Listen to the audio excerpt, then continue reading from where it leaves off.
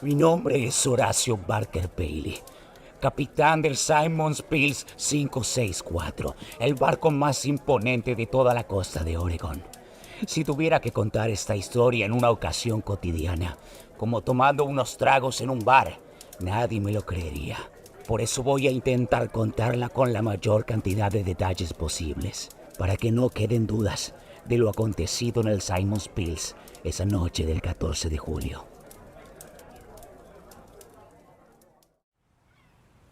Para ese día tenía planeado embarcarme con rumbo a Luisiana. Tenía que llevar algunos cargamentos de licores añejos. Eran de la época de la ley seca, ahí por el 1920, y ya no se consiguen en un mercado convencional y por eso son pagados a precios muy elevados. Como pueden imaginar, estoy por cumplir mis 77 años y no podía solo con todo el peso de aquel trabajo. En pocas palabras, tenía que conseguirme un compañero para esta travesía. Alguien joven, alguien fuerte, alguien que pudiera hacer el trabajo más pesado por mí. Por supuesto que tengo un ayudante. Imbécil.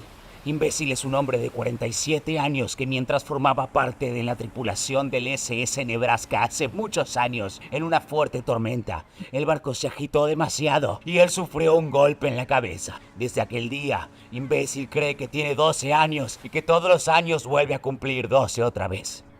Él no podía manejarse solo, y le di un lugar en mi embarcación para que tenga donde dormir. Pero como se darán cuenta, 4,000 botellas de licor añejo no es algo que pueda descargar con un compañero así. Se hacía cada vez más tarde. El sol se estaba poniendo y las olas ya mostraban un comportamiento poco amistoso. Yo estaba subiendo algunos cajones con botellas al barco. De pronto, escucho que algo cae al agua estrepitosamente desde arriba del Simon's Pills 564. Miro hacia el frente del barco y era Imbécil que se había tirado al agua desde la proa, porque probablemente otra vez habría visto a Jorge Botones, su alucinación más terrorífica. Él siempre dice que es el fantasma de un Botones de un ascensor que murió aplastado por las puertas y ahora lo persigue en busca de venganza. Imbécil no sabía nadar y se estaba ahogando. ¡Imbécil! ¡Imbécil! ¡Sostente de esto!, le grité mientras busco ayuda y le lancé el salvavidas de auxilio. Yo no podía tirarme al agua. Entre mi pata izquierda de palo y mi pata derecha de palo no habría podido nadar y con mi mano derecha de palo tampoco habría podido agarrarlo para sacarlo del agua. Los dos moriríamos en ese intento. El sol ya se había puesto y las pocas luces del puerto de Oregon iluminaban las agitadas aguas. En ese momento lo vi venir.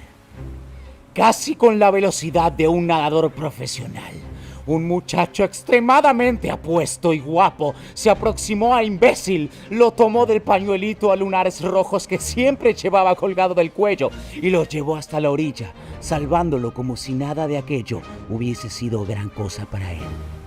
Corrí rápidamente hacia donde estaban ellos y dije: «Gracias, apuesto y guapo hombre de aspecto hermoso y magnífico. Has salvado a mi compañero. ¿Cómo es tu nombre, hábil y audaz muchacho de hermosos rasgos faciales?». Él simplemente me miró y me dijo: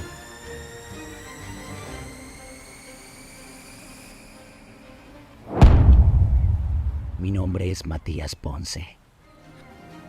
En ese preciso instante supe que él era el compañero perfecto para mi travesía. Así que le pregunté: «¿Estás preparado para vivir la aventura de tu vida?». Ese chico era tan valiente que no dudó un segundo en contestarme que sí. Y fue de esa manera que en menos de una hora nos encontrábamos los dos, subiendo los últimos cajones de licor añejo al Simon's Pills 564.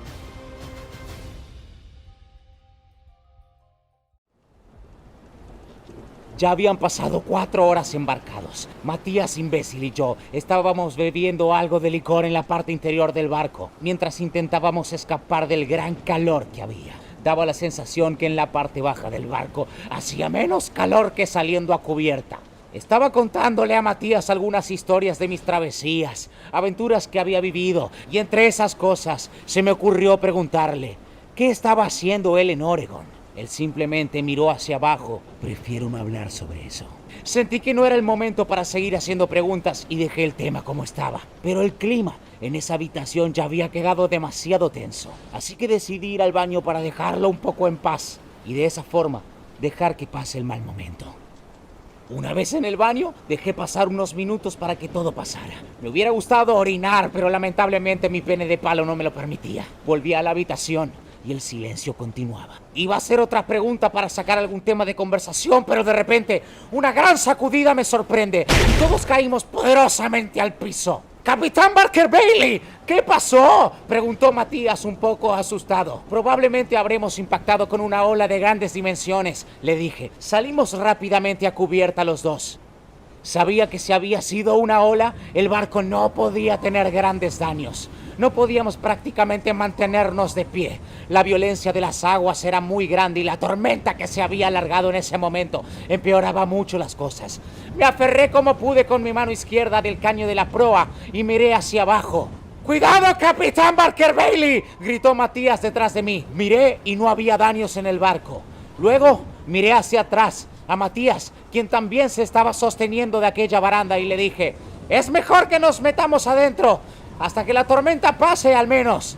Él asintió con la cabeza y comenzamos a caminar lentamente, otra vez, hacia la habitación del barco, cuando de manera repentina y explosiva, ¡imbécil!, empuja las puertas vaivén desde adentro, haciéndonos caer al piso a Matías y a mí. Él salió corriendo completamente desesperado directo a la proa y se subió al barandal. ¡Imbécil, no!, le grité. Nuevamente él se tiró al agua. Matías me mira y me pregunta: ¿por qué hace eso? Le tiene miedo a Jorge Botones, su alucinación más terrorífica. ¿Quién es Jorge Botones? El Botones de un ascensor que murió aplastado por las puertas y ahora lo persigue en busca de venganza. ¿Pero qué? ¿Y por qué lo perseguiría a él? Iba a responderle, pero de repente se escucha un grito desde el agua. Era imbécil, que ya no estaba resistiendo. Corrí como pude hasta la proa. Iba a lanzarme directo al agua, pero antes de hacerlo, lo veo volar a Matías, mi valiente compañero, como una saeta, y arrojarse directo a las olas. No podía ver nada, escuchar menos. El ruido de las olas golpeando el barco no me lo permitían. Corrí rápidamente a prender los reflectores del Simon's Pill 564, pero cuando volví a la proa pude ver con claridad a imbécil trepando por las barandillas, volviendo a subir al barco. Él estaba fuera de peligro, pero a Matías ya no podía verlo. Ya habían pasado 12 horas embarcados. Era de día y en el barco solo estábamos imbécil y yo. Matías a esta altura ya era probablemente comida de algún tiburón que tuvo su gran golpe de suerte. Así fue como, llegando a Luisiana, me dispuse a descargar el cargamento con los 4,000 licores. Y de pronto, escucho, detrás mío: ¿lo ayudo con esos cajones? Miré hacia atrás sorprendido, y era la silueta del hombre más audaz del universo, con el sol resplandeciendo en su rostro, haciéndolo aún más épico. «Matías, ¿dónde estuviste todo este tiempo? Creí que habías muerto», dije más que sorprendido. Él me miró y con sabiduría en sus ojos me dijo: «Lo estoy. Morí anoche, pero vine porque le prometí que iba a ayudarlo con ese cargamento». Me quedé estupefacto. El cajón que tenía en la mano se me cayó al suelo, rompiendo 20 botellas de licor añejo. Mis ojos se llenaron de lágrimas. No podía entenderlo. ¿Estaba ante un dios? ¿Estaba ante un ser elevado? No podía parar de temblar. Abrí mi boca para pronunciar alguna palabra, pero antes de que pudiera decir algo, él me gritó: «¡Mentira, colgala! ¡Haciendo Willy Chevala!».